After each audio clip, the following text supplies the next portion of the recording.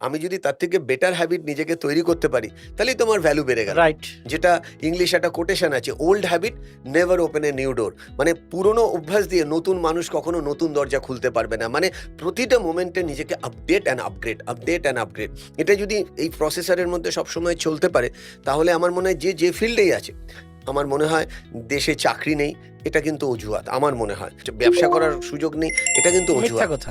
এগুলো এগুলো এগুলো এগুলো অ্যাটিটিউডের প্রবলেম। রাইট। সো যদি আমি প্রকৃত বাঙালি হই, আমি কিন্তু কখনোই বলবো না ডান হাত বাঁ হাত আর অজুহাত, তিনটে হাত নিয়ে কিন্তু বাঙালি সফল হতে পারেনি। যে কটা বাঙালি আজকে পৃথিবীতে নাম লিখেছে আপনি দেখে নিন, তাদের দুটো হাতকেই তারা ইউজ করেছে। রাইট, মানে Right. দুটো হাত ইউজ করা মানে তাদের স্কিলের ওপরেও কাজ করেছে, নলেজের ওপরেও কাজ করেছে, এবং শেখার জন্য সব জায়গায় ফ্লেক্সিবল। ওই খুব সুন্দর একটা গল্প আছে, আপনি নিশ্চয়ই জানবেন, আপনি একটু আগে বলছিলেন গল্পের কথা, তাই না? সো একটি ছেলে, তার খুব মন খারাপ যে আমার কিছুতেই কিছু অ্যাডজাস্ট হচ্ছে না, যেদিন থেকে বিয়ে হয়েছে না বউয়ের সাথে অ্যাডজাস্ট হচ্ছে, আমি পার্ট টাইমে পড়াশোনাও করি, আবার সংসারেও দেখতে হয়, বাবা মার সাথেও যোগাযোগ রাখতে হয়, বিকজ অন্য সিটিতে বাবা মা থাকে অন্য। তো একদিন মাকে ফোন করে বলে, মা আমার মন কিছুতেই ভালো লাগছে না, সব কিছুই হলো কিন্তু কোনো কিছুতেই আনন্দ পাচ্ছি না। মা বললো ঠিক আছে, তুই 1 ঘন্টার জন্য আমার কাছে আয়। ও ওয়াইফকে বলে না, বাবাও জানে না, সো মায়ের কাছে যায়। মা দেখে বাড়িতে তখন রান্নাঘরে 3টে ওভেন যেগুলো আছে, ওভেনের মধ্যে জল চাপানো। বললো যে দেখ আমার তো হাঁটুতে খুব ব্যথা, জানিস আজকের দিনে সব মায়েদেরই সব মাদেরই হাঁটুতে ব্যথা। অবস্থা।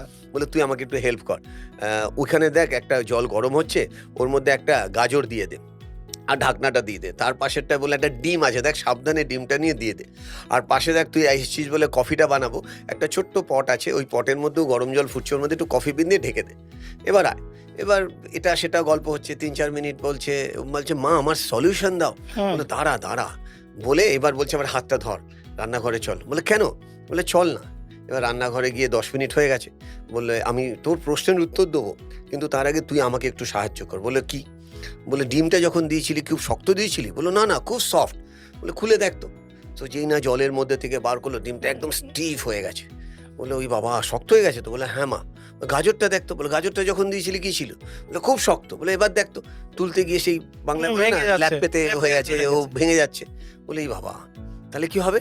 আচ্ছা কফি বিনটা দেখতো। তো যেই না কফি বিনের ওই ঢাকনাটা সরালো, পুরো ঘরে কফি বিনের স্মেল চলে গেল।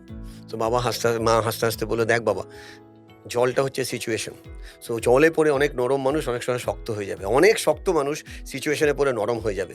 So be like a coffee বিন। যেরকমই সিচুয়েশন থাক না কেন, নিজেকে এত এডুকেট করো, নিজেকে এত ফ্লেক্সিবল রাখো, যেখানে যেরকম দেশ সেরকম বেশ বলে না, সেইখানে নিজেকে অ্যাডজাস্ট করো। তুমি বইয়ের ভুল ধরলে লাভ হবে না, তুমি চাকরির ভুল ধরলে লাভ হবে না, তুমি বাবা মায়ের ভুল ধরলে লাভ হবে না, তুমি তোমাকে এডুকেট করো। সো ও বললো এডুকেট তো আমি করছি। বললো না, এডুকেশন ওয়ার্ডটার পিছনে যাও। এডুকেশন ওয়ার্ডটার পিছনে এটা ল্যাটিন ওয়ার্ড এডুকো থেকে এসছে। So এডুকো means a journey within, মানে যখন তুমি নিজেকে জানবে। যেরকম আপনি নিশ্চয়ই প্রচুর স্কুল কলেজে ট্রেনিং করিয়েছেন, আমি আপনাকে একটা ক্লু দিচ্ছি, এটা শুনে নিয়ে অনেকে হয়তো করাবে, আমাদেরটা শুনে অনেক trainer, with all due respect আমি বলবো আপনি দেখে নেবেন, স্কুলে কলেজে কর্পোরেটে গিয়ে আপনি যদি জিজ্ঞেস করেন নিজেকে কতটা চেনেন আপনারা, তো অনেকেই বলবে অনেক চিনি, 10-এ স্কোর দিতে বলবেন। দেখবেন যারা মনে করেন উইথ অল ডিউ রেসপেক্ট বেশ অনেকটাই জানি, 7, 8, 9 দেবে। এবার সহজ দুটো প্রশ্ন করবেন। আমি প্রত্যেকটা মানুষ যারা আজকে আমাদের পডকাস্ট একবারের জায়গায় 3বার দেখছেন, প্রশ্নটাকে 3বার দেখবেন। উত্তরের মধ্যে উত্তর লুকিয়ে আছে, রাইট? সো প্রশ্নটা এরকম, 3 জনের নাম লিখতে হবে যাকে আপনি পৃথিবীতে সব থেকে বেশি ভালোবাসেন। সো আমি যখন নাম লিখতে বলি, বাবার নাম লেখে, কাকার নাম লেখে, মায়ের নাম লেখে, কেউ ঠাকুর, আল্লাহ, ঈশ্বর, যার ভক্তি বিশ্বাস লেখে। অনেকে তারপরের প্রশ্ন করি সব থেকে বেশি রেসপেক্ট করেন এরকম 3 জনের নাম লেখেন, সেখানেও এই ধরনের মানুষের নাম লেখেন। তারপর আমি মোবাইলে সেলফি ক্যামেরা ঘুরিয়ে যখন ধরে বলি এই মানুষটা কোথায় গেল, মানে নিজের নাম নেই কেন? মানে বলার বক্তব্য হচ্ছে আমি নিজেকে সাথ দিচ্ছি, এদিকে নিজের চেনার ব্যাপারে নিজেকেই ভালোবাসার সুযোগ শুরু হলো না। মানে সেলফ লাভ আর সেলফ রেসপেক্ট যদি না থাকে, সেই মানুষ জীবনে কি করে গ্রো করবে? রাইট। সেই কথায় আছে না, don't go through your life, grow through your life.